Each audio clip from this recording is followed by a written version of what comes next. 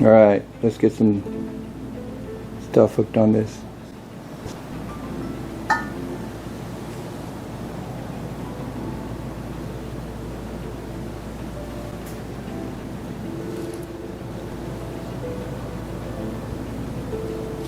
Alright, this is what it looks like with the rod holders.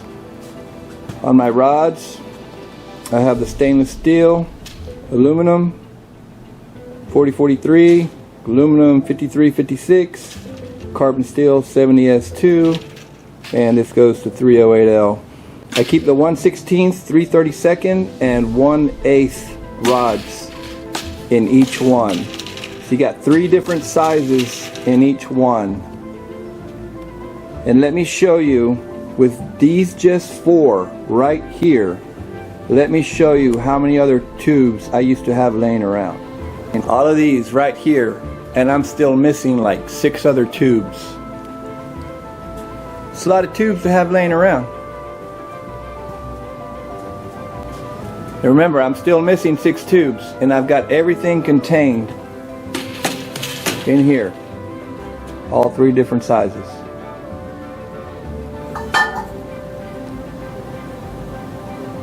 Alright, so let me get this thing completely put together, and then we'll do the reveal completed. Okay, so there's no right way or wrong way to have these. Most people usually have them like this.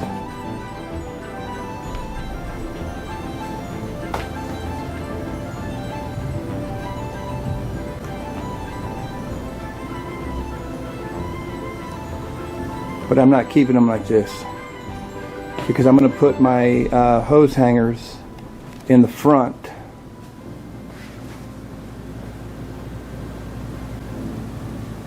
Right there.